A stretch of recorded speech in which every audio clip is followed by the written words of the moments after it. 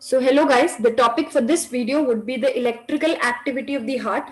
So before studying the ECG, it is very important to understand the electrical activity in a single myocardial cell. ठीक है, ECG क्या है? It is electrical activity of entire myocardium. So before looking into ECG, it is very important to take a look at the individual myocardial cell. So we are starting with the electrical activity. So सबसे पहले action potential से शुरू करते हैं. So action potential myocardium में दो type का होता है. एक्शन पोटेंशियल दो टाइप का होता है. What are the two types of action potential seen? So one is the slow type of action potential, another is the fast type of action potential. Action potential दो type का है, एक है fast type of action potential and another one is the slow type of action potential. So where is the fast type of action potential seen? So fast type of action potential can be observed in the myocardium itself.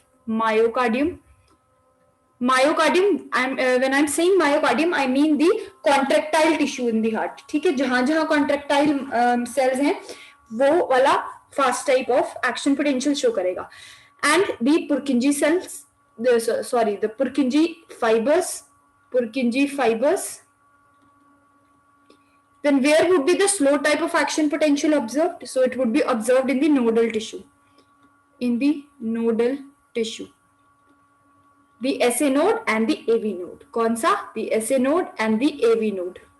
ठीक है, अब हमें इस देखने से पहले action potential कैसा है, we have to take a look कि इनकी जो ये सेल्स हैं इनके रेस्टिंग मेम्ब्रेन पोटेंशियल होते कितने हैं. So in myocardium the resting membrane potential is -90 millivolts. ठीक है, in Purkinje fibres the resting membrane potential is of -80 millivolts. In the nodal tissue in SA node it is -50 millivolts, and in AV node it is of -60 millivolts. ये क्या है? ये सारे मैंने क्या लिखे हैं? These are the resting membrane potentials. ठीक है, दोनों ही केस में resting membrane potentials. Although we will see कि जो स्लो टाइप एक्शन पोटेंशियल होता है इसमें जो रेस्टिंग मेम्ब्रेन पोटेंशियल है ये एक फिक्स्ड वैल्यू नहीं होती. It keeps on changing, it keeps on fluctuating. ठीक है, तो वो अब देखते हैं. So when I make the action potential आपको समझ आ जाएगा मैं किसके बारे में बात कर रही हूँ. So fast type of action potential अभी डिटेल में बात करेंगे. सो fast type of action potential, let's draw the graph. So fast type of action potential you would have seen it is the plateau potential, जहां पर plateau phase यानी phase 2 आता है because of the entry of the calcium. ठीक है, तो क्या होता है? एक resting membrane potential. Let us consider the myocardium. So -90 millivolt is the resting membrane potential. Then there would be depolarization, phase 0. Then there would be the phase of rapid repolarization. Then there would be a plateau phase, and then there would be the final repolarization. This is not a sharp curve. This would be final repolarization and finally resting membrane potential. This type of curve, this is called the fast type of action potential. Now let us see the slow type of action potential. Then क्या difference है? So slow type of action potential, I have said that it is fluctuating. The resting membrane potential is not stable. So -65 millivolts, और ये हो गई threshold line which is of -40 millivolts. ठीक है, सो मैं एक बार ग्राफ्स बता दूं. Y axis that is showing the voltage. So voltage is on Y axis and on X axis is your time. Likewise here also it is time in seconds and here is the voltage. ठीक है, अब क्या है? Resting membrane potentials nodal tissue के अंदर it is fluctuating. सो -65 से -40 मिलीवोल्ट्स गया, fluctuate हो रहा है, एंड जैसे ही थ्रेशोल्ड तक पहुंचा then there is a phase of rapid depolarization followed by repolarization phase, and then this comes out to resting membrane potential. This resting membrane potential, again I said this is not stable, it keeps on fluctuating. Again it touches the threshold and again there is depolarization followed by repolarization. So this type of action potential, this is called as the slow type of action potential, and this type of action potential is called as fast type of action potential. अब इनकी phases के बारे में देखते हैं. So in case of fast type of action potential, this is the resting membrane potential. ठीक है, this is the resting membrane potential. So this is resting membrane potential. This is the phase 0. So let me highlight it. This is the phase 0, phase of rapid depolarization. ठीक है, so इसे हम क्या लिखेंगे? We'll write it as phase 0. Phase 0. Then this is the phase of repolarization, but this is called as the phase 1, but phase of transient rapid repolarization. क्यों? क्योंकि इसमें पूरा रिपोलराइज नहीं हुआ. ठीक है, it is not phase of complete repolarization, it is transient rapid repolarization phase 1. Then there is the plateau phase 2. Then there is the phase of complete repolarization, which is the phase 3. And finally the resting membrane potential या phase 4. ठीक है, I hope this is clear. क्यों? क्योंकि अब हम इसके details, इसके आयनिक basis में जब हम जाएंगे, then there would be required. Now let us come on to the slow type of action potential. So slow type of action potential में I said the resting membrane potential phase 4 होता है, यहाँ पर हमने देखा. And I said this is the resting membrane potential for this slow type of action potential which is not stable, keeps on fluctuating. So this is the phase 4. This is the phase 4. This is also called as pre-potential. This is also called as the pre-potential, or this can be also called as the pacemaker potential. Pacemaker potential. Why is it called as pacemaker potential? Because this activity of firing, this does not require any external neural control. ये autonomic nervous system के control में नहीं है. ठीक है, unlike other visceral organs. So इसकी खुद की pacemaker खुद ही generate करता है electrical activity, इसलिए it's called pacemaker potential. Or it can also be called as the diastolic depolarization. Diastolic depolarization. Or it can be called as simply the phase 4. These all are the synonyms for the same. ठीक है, और resting membrane potential होती कितनी है? -65 to -40 millivolts. ठीक है, इसके बाद threshold achieve हो जाता है. And again there is the phase of rapid depolarization which is the phase 0. And then इसके अंदर this is the phase of repolarization. I'm sorry for the graph. So ये upward stroke जो है, this is the phase 0. ये downward stroke क्या है? This is the phase of repolarization. यहाँ पर transient repolarization या plateau phase ये सब नहीं है. So this is simply the repolarization. इसलिए ये कौन सा phase होगा? इस ग्राफ में देखो, this would be the phase 3. So phase 3. And after that you again are having phase 4. ठीक है, so question क्या आएगा इस पार्ट से? Question आएगा which phase is absent? Which phase is absent in slow type of action potential? Slow type of action potential में कौन सा फेज एब्सेंट होता है? So the phase 1 and phase 2, these are absent. Right down. So you can write down that in, I'm writing in the left corner, in slow type of action potential, phase 1 and phase 2, they are absent. They are absent.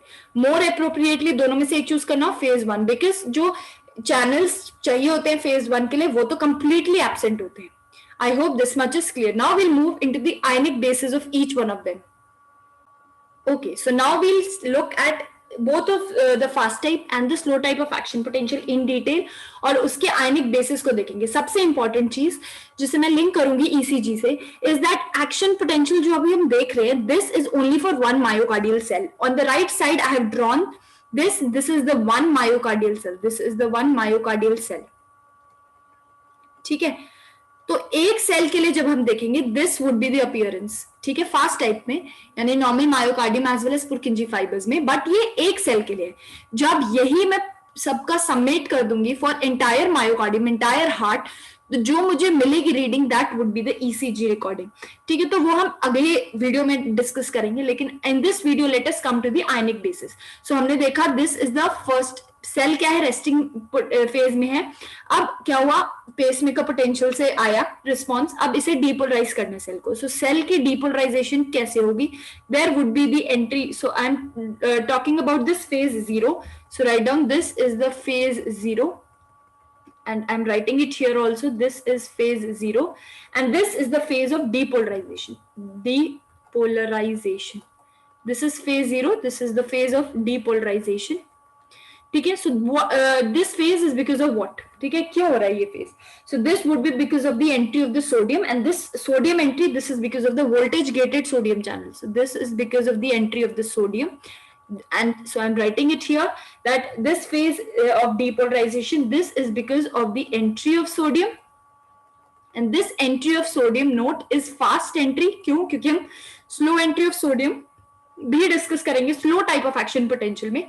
This entry of sodium is fast as well as this is the voltage gated. This is voltage gated. ठीक है, this is fast as well as voltage gated. अच्छा, एक question है, अगर ये sodium channels बंद ना हो, so these are fast to open and fast to close channels. ठीक है, इसलिए बंद हो जाते हैं स्पॉन्टेनियसली अपने आप. लेकिन अगर कुछ ऐसा हो कि these are kept open, these channels are kept open, तो क्वेश्चन है कब तक सोडियम एंटर करता जाएगा सेल में, कब तक सोडियम एंटर करता जाएगा सेल में. तो आंसर है सोडियम एंटर करेगा जब तक it has not achieved it's equilibrium potential and which is -63 और -65 मिलीवोल्ट्स. ठीक है, just this is just a curious question if you want to know, so you can note it down. ठीक है, if these channels are kept open, then sodium will keep on entering until it has reached its equilibrium potential. ठीक है, so this was the phase of depolarization. So now let us come on to the next phase. Next phase is this phase, which is the phase of, this is number phase 1 है ये. And this is the phase of transient rapid repolarization. क्यों? क्योंकि complete repolarization नहीं हो रही. So next is the phase 1, which is the phase of transient rapid repolarization. Okay. And अब ये किसकी वजह से हो रहा है? So I am changing the colour. So simply repolarisation हो रही है, मतलब सेल के अंदर पॉजिटिविटी कम हो रही है. सो सेल के अंदर पॉजिटिविटी कम कब होगी? पहला तो सेल के अंदर सोडियम की एंट्री बंद हो जाए, कोई पॉजिटिव चार्ज सेल में एंटर ना करे तो सेल की पॉजिटिविटी कम हो सकती है, या फिर क्या हो सकता है, सेल से पॉजिटिव बाहर जाए. सो सेल से पॉजिटिव बाहर जाए. So I am drawing this potassium channel. So this would be the exit of potassium. So what are the two reasons? So reason number 1 would be the inactivation of sodium, the inactivation of sodium channels, voltage gated sodium channels, the same one, fast and voltage gated. But more importantly, it would be the exit of potassium from the cell. More importantly, it would be the exit of potassium from the cell. और सबसे important जो channel है that is the transient outward gated potassium channel, KTO, which is the transient outward. Transient क्यों? क्योंकि कम duration के लिए हो रहा है. Transient outward gated potassium channel. ठीक है, सो this is the phase 1 of action potential. अब जो fast type of action potential को डिफरेंशिएट करता है, also this phase which is the phase 2, this is very important for contraction to occur. ठीक है, action potential contraction होता किस लिए? सो हमें पता है कि कोई भी मसल तब कॉन्ट्रैक्ट करेगी जब जो कैल्शियम है वो एंटर करेगा, मतलब the concentration of calcium in the cytoplasm that increases. This calcium would then bind with troponin and further mechanical events would start. So what is the agent? Contraction coupling agent क्या है? That is the calcium. तो calcium जब तक cell में नहीं आएगा, कितनी भी इलेक्ट्रिकल एक्टिविटी हो जाए, मैकेनिकल एक्टिविटी का स्कोप ही नहीं है. So that entry of calcium that would be in the phase 2 of action potential. So phase 2 of action potential is necessary for the contraction to occur. Okay, so next is phase 2 of action potential, which is also called as the plateau phase. Plateau phase, and like I said, it is because of the entry of the calcium. It is because of the entry of calcium. तभी देखो, अब इसमें देखो plateau में क्या है, जो change नहीं हो रहा पोटेंशियल है ना कम हो रहा है ना ज्यादा. तो मैंने कहा कैल्शियम एंटर करेगा. अगर कैल्शियम एंटर करता तो इससे तो बढ़ जाना चाहिए पॉजिटिव साइड पर, ये पॉजिटिव साइड पर नहीं बढ़ रहा, ये कांस्टेंट रह रहा है. क्यों? क्योंकि कैल्शियम एंटर कर रहा है, but simultaneously there is also the exit of potassium. There is also the exit of potassium. तो अब यहां लिखते हैं the plateau phase. What is the reason behind this plateau phase? So like I said, most importantly, because due to the entry of calcium, because of entry of calcium.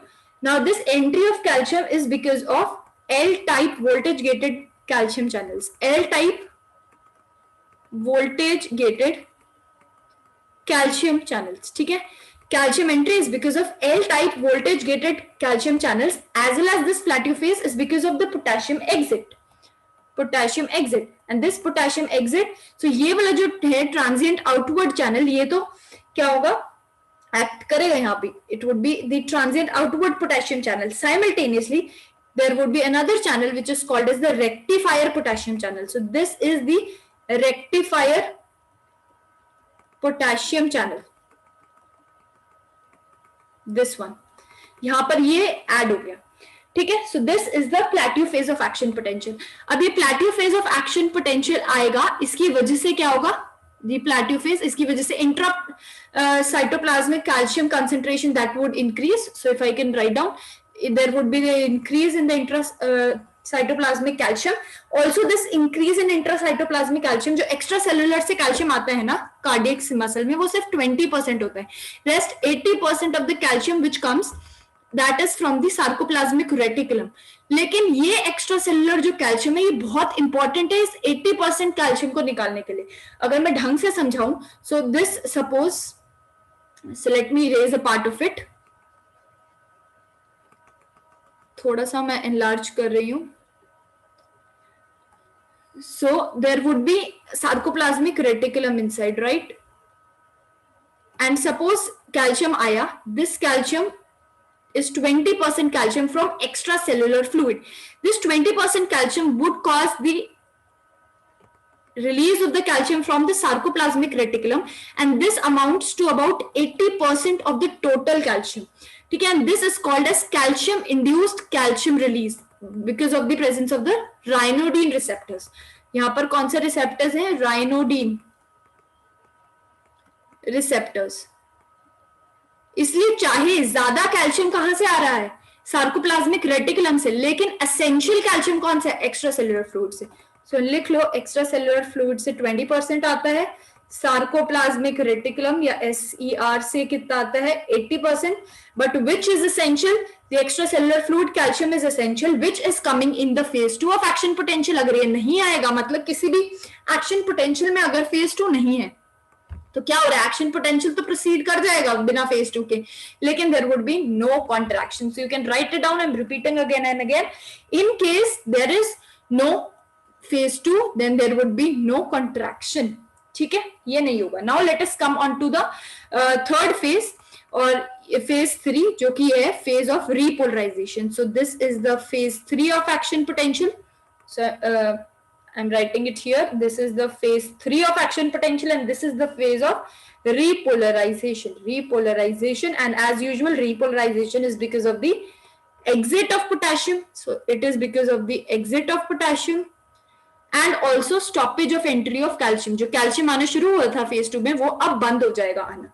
ठीक है, so this is because of the calcium channels are closed, या decrease in permeability of the calcium channel, but more importantly because of the potassium efflux via potassium rectifier channel, ये ऊपर वाला, and another one which is potassium inwards rectifier. This is the inward rectifier. Inward rectifier. Okay, so this completes the fast type of action potential. अच्छा, एक चीज रह गई, this one, the phase 4, ये रह गया. बट एक बारी अभी तक जो हमने बोला, let us discuss that, then we'll come on to the last phase which is the resting membrane potential. ये कैसे आता है, this understanding, this is very important. So I started with phase 0 of action potential mainly because of the inward entry of sodium via fast gated, voltage gated sodium channels. Then is the phase 1, phase of transient rapid repolarization because of the exit of potassium and stoppage of entry of sodium. Then the plateau phase because of the entry of the calcium, which is essential calcium, okay, which is ultimately responsible for the muscle contraction. Then we discussed about the phase 3 of action potential, which is because of the exit of the potassium via potassium rectifier and potassium inward rectifier potassium channels. ठीक है, now let us ultimately come on to the, so I'm clearing my drawing.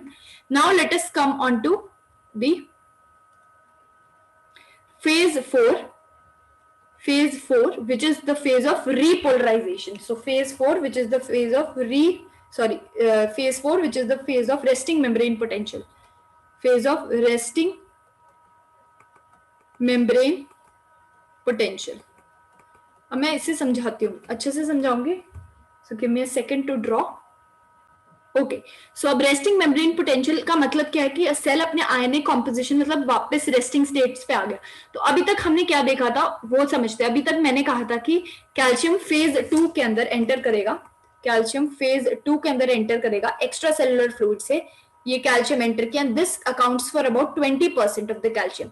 और मैंने क्या कहा था, ये जो calcium है ये राइनोडिन रिसेप्टर्स के लिए एक्ट करेगा, राइनोडिन रिसेप्टर्स पे एक्ट करेगा, और इसकी वजह से क्या होगा, there would be the release of the calcium from the smooth endoplasmic reticulum, smooth endoplasmic reticulum which accounts for 80%. ये जो calcium निकला, this is responsible for the calcium spark, this is responsible for the calcium spark, ठीक है, the intracellular। अब हमने क्या करना है, रिपोलराइजेशन करनी है, साइटोप्लाज्म में बहुत ज्यादा कैल्शियम प्रेजेंट है। तो दो तरीके हैं, पहला जो एक्स्ट्रा सेलुलर से कैल्शियम है उसे बाहर फेंकना, दूसरा जो इंट्रासेलुलर से इससे कैल्शियम है इसे वापस डालना। So there would be the two types of pumps, एक जो यहाँ एक्ट करेगा और एक जो यहाँ एक्ट करेगा। Also we know that in a cell, so the activity of sodium potassium ATPase is ongoing, ठीक है, हर time sodium potassium ATPase act करता रहता है, जो सोडियम को बाहर भेजता रहता है, सोडियम को एंड पोटेशियम को अंदर भेजता रहता है, ये एक्टिविटी होती रहती है। इसकी वजह से क्या होता है, एक ग्रेडियंट बन जाता है, जिस ग्रेडियंट की वजह से देखो सोडियम में बाहर फेंक रहा है तो इसका मतलब अंदर सोडियम लो है। So if there is low concentration of sodium then definitely sodium from outside would like to move inside. Simultaneously क्या होता है, जो इंट्रासेलुलर कैल्शियम है जो यहां से आया था फेज 2 से, ये बाहर चले जाता है, दिस विल गो आउट, ठीक है। This pump is very important, this is sodium calcium exchanger, this is sodium calcium exchanger which is written as sodium calcium exchanger, ठीक है। ये पंप क्या है, this is secondary active transport, this is type of secondary active transport, secondary active transport. क्यों secondary active transport, because we know कि extracellular जो fluid है उसमें कैल्शियम की कंसंट्रेशन इंट्रासेलुलर फ्लूइड से हमेशा ज्यादा होती है, इसलिए अगेंस्ट द कंसंट्रेशन ग्रेडियंट ये लो टू हाई मूव कर रहा है, ठीक है। तो ये एक्टिव हुआ, लेकिन this is not utilizing ATP, ATP actually कहाँ यूटिलाइज हो रही है, यहाँ पर यूटिलाइज हो रही है। इस एटीपी यूटिलाइजेशन की वजह से एक ग्रेडियंट बन रहा है जिसकी वजह से कैल्शियम बाहर जा रहा है, इसलिए it is an example of secondary active transport.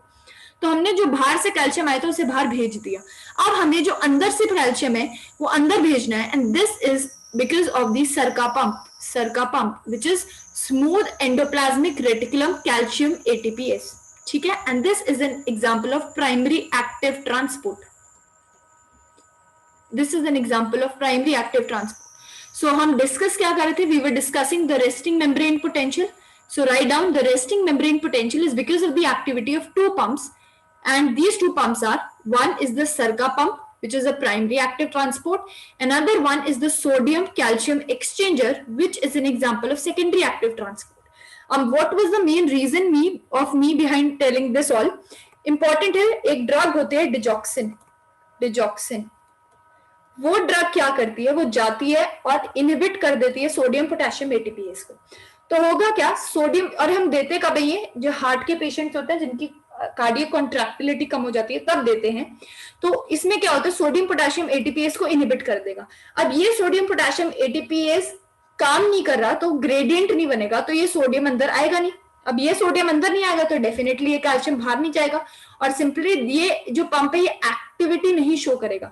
इसकी वजह से क्या होगा, जो इंट्रासेलुलर कैल्शियम वो बढ़ जाएगा, ठीक है, इंट्रासेलुलर कैल्शियम बढ़ जाएगा, and that would increase in the myocardial contractility, ठीक है। तो ये बहुत ज्यादा मेसअप हो गया, but I hope so concept समझ आ गया है।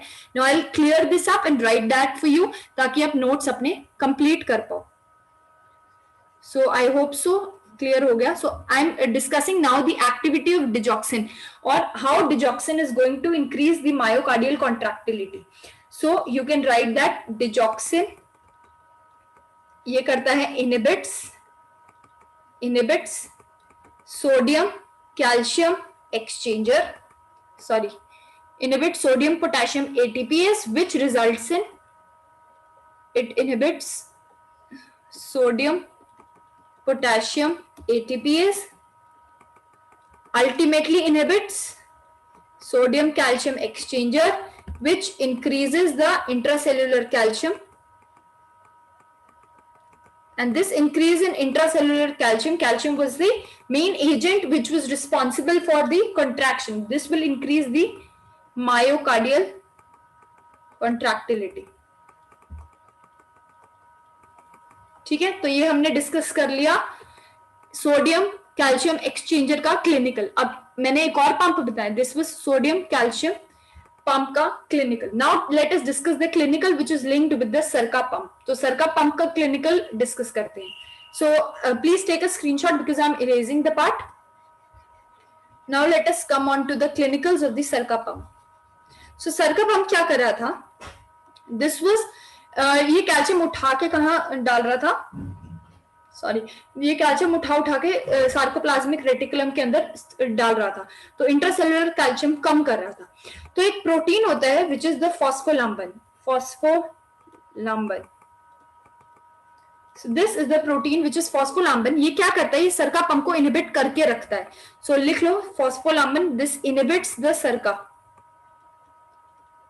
तो मतलब ये सरका को इनहिबिट करता है. इसका मतलब कि सरका पंप काम नहीं कर पा रहा तो वो कैल्शियम अंदर नहीं रख रहा, तो कैल्शियम बढ़ रहा है. ठीक है, अब क्या हुआ, इफ वी फॉस्फोराइलेट दी सरका पंप,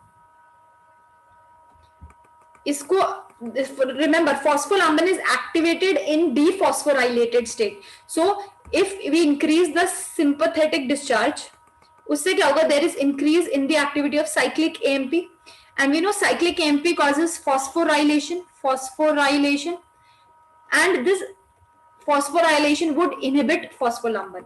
ठीक है, किसी भी तरीके से अगर मैं साइक्लिक एएमपी बढ़ा दूं तो ये साइक्लिक एएमपी फॉस्फोराइलेशन करवा देगा फॉस्फोलैम्बिन की, और फॉस्फोलैम्बिन को इनहिबिट करवा देगा, इनएक्टिवेट करवा देगा, जिसकी वजह से जो सरका पंप है, नाउ दिस इनहिबिशन ऑन सरका pump is lost, which means सरका पंप की एक्टिविटी बढ़ गई.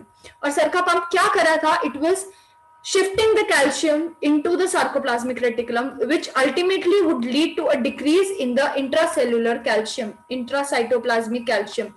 ठीक है, जिसकी वजह से there would be the faster relaxation, there would be faster relaxation, and this faster relaxation इस effect को क्या कहते हैं, this effect is called as the lusitropy.